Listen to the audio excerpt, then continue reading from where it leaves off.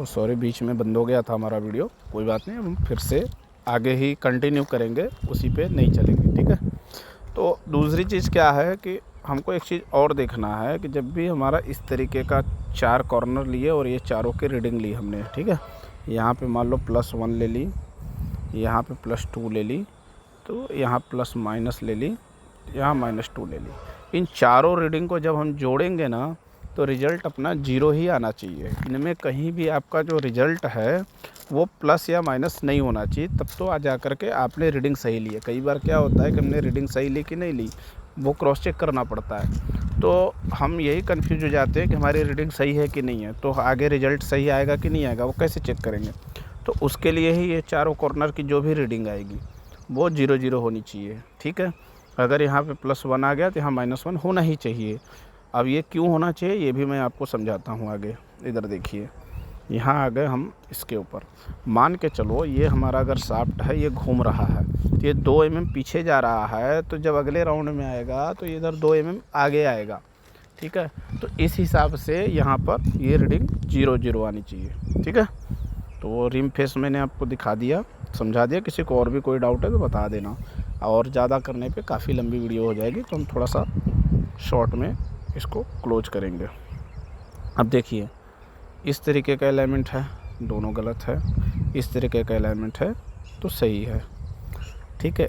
अब इसमें एनालिसिस करते हैं, करेक्शन करते हैं। इसके स्टेप्स बता देता हूँ क्या क्या होती है। ये पहली स्टेप प्रिपरेशन होती है, जिसमें आप सामान वगैरह इकट्ठा करते हो, फिर फिक्स प्लेसमेंट करते हो, उसके बाद आप उनको लगाते हो, फिर इनिशियल रीडिंग लेते हो, एक बार रीडिंग लेते हो, फिर फुल रोटेट करके रीडिंग लेते हो, उसके बाद आप एनालिसिस एंड कैलकुलेशन करते हो, और लास्ट में करेक्शन अगर कहीं पर ज़रूरत है। पहले आप रीडिंग लोगे तो पहली बार में थोड़ी सही हो जाएगा, पहली बार में तो आपको पता चलेगा ना कहाँ कहाँ गलत है, तो आप सही करोगे। सही करने के बाद फाइनल अलाइनमेंट कर दोगे, हो जाएगा, ठीक है। लेजर अलाइनमेंट में क्या है कि देखिए है वही चीज़, इसमें क्या करते हैं हम लेजर का यूज करते हैं यहाँ से यहाँ तक रीडिंग लेने के लिए। यहाँ 2 हमारे जो है सेंसर, ये इक्विपमेंट होते हैं और इनमें सेंसर लगे होते हैं। ये एक दूसरे को सेंस करके बताते रहते हैं कि कितना रीडिंग आउट है, उसके हिसाब से हम रीडिंग को मिलाते चले जाते हैं। और लगभग दोनों में अलाइनमेंट करने की एक ही प्रकृति है, ठीक है। तीसरा है आपका, तीसरी रीडिंग है स्ट्रेट एज एंगल मेथड। आप ये देखे होंगे बहुत ज़्यादा होगा, सारे लगभग फिटर्स क्या करते हैं, यहाँ पे कुछ नहीं होता है, एक स्केल लगा लेते हैं, एक रफ़ रीडिंग आती है इससे, और रफ़ अलाइनमेंट होता है, इससे बहुत ज़्यादा एक्यूरेसी नहीं होती, लेकिन ये है कि आपका काम चल जाएगा, ठीक है। ये लेकर के देखते हैं कि कितना हो रहा है। अब ये देखिए, अगर इस तरीके के स्केल में आपका आ रहा है बराबर फिश नहीं आ रहा है, तो मतलब अलाइनमेंट सही नहीं है। और अगर ये पूरा सट रहा है, ठीक है, आपको ये देखना है जो स्केल की बॉडी है और जिस भी कपलिंग में शाफ्ट में जहाँ भी आप रख रहे हो बराबर 0 टच होनी चाहिए, तो वो सही रहेगा। और ये देखिए यहाँ देखने के लिए, यहाँ और यहाँ बराबर है, ठीक है। तो पॉइंट कांटेक्ट जो होता है वो नहीं होना चाहिए, लाइन कांटेक्ट होना चाहिए, ठीक है। और हम आगे आएंगे, तो जब भी आपको ये अलाइनमेंट लिखने के लिए आएगा ना, तो बस आपको मेथड याद करनी है, ठीक है। और लगभग सारी मेथड्स में आपको लिखना लगभग सेम है कि भाई पहले क्या करेंगे, हम सामान को जुगाड़ कर लेंगे, इनिशियल स्टेज आएगा, फिर उसको फिक्स कर लेंगे, फिक्स करने के बाद एनालिसिस करेंगे, फिर रीडिंग लेंगे, फिर फाइनल रीडिंग लेंगे, फाइनल अलाइनमेंट करके कंक्लूजन निकाल देंगे, ठीक है। तो ये 5 स्टेप आपको याद ही रखनी है, बाकी थोड़ी बहुत आप ऊपर नीचे कर सकते हो। फिर है gap and sledge method. Gap and sledge method में देखिए क्या करना है कि भाई हम ये देखते हैं कि इसके गैप बराबर है कि नहीं, ठीक है। ये गैप है, ये स्लैग है, ये गैप है, ये स्लैग है।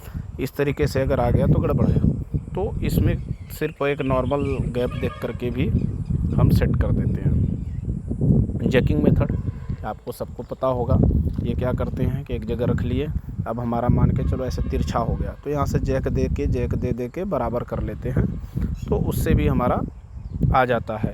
जैकिंग मेथड में हम कई बार यूज़ करने के लिए स्पिरिट लेवल का भी यूज़ करते हैं, क्योंकि भाई हम जैक तो नीचे से दे रहे हैं, लेकिन कितना और दे रहे थे, यहाँ पे एक स्पिरिट लेवल रख लेते हैं। स्पिरिट लेवल बीचों बीच आ गया तो जैकिंग मेथड सक्सेसफुल हो गई, ठीक है। ये भी एक नॉर्मल मेथड है, बहुत ज़्यादा इसमें एक्यूरेसी नहीं आती है, ठीक है। अब प्री अलाइनमेंट रिक्वायर्ड, अलाइनमेंट के पहले आपको क्या क्या देखना है वो देखना है। तो फाउंडेशन देखना है, ग्राउटिंग देखना है, बेस प्लेट देखना है, कपलिंग इंस्टॉलेशन, सीम और फिलर गेज। ये इतनी सारी चीज़ें रहेंगी जब जा करके आप अलाइनमेंट कर पाओगे, ठीक है। इंपॉर्टेंट टिप्स क्या क्या है भाई, इम्पोर्टेंट टिप्स ये है कि आपको क्या करना है, मशीन के बेस को क्लीन करना है। क्यों क्लीन करना है कि आप अभी अलाइनमेंट करके चले गए, मान लो बेस गंदा था, अगली बार किसी कोई आया और उसको क्लीन किया, क्लीन करेगा तो नीचे से मान लो मिट्टी निकल गई तो अलाइनमेंट गड़बड़ हो गया, ठीक है। और अनवांटेड डस्ट पार्टिकल्स हटाने हैं। बोल्ट प्रॉपर टाइट होनी चाहिए, क्योंकि आप अलाइनमेंट करके चले गए, बोल्ट ही टाइट नहीं है, बाद में कोई बोल्ट टाइट करेगा तो अलाइनमेंट बिगड़ जाएगी, ठीक है। और आपको जो भी है बेंड शाफ्ट देखना है कि बेंड तो नहीं है ना। तो इस तरीके से जो इम्पोर्टेंट चीज़ें हैं वो आपको ध्यान में देनी है।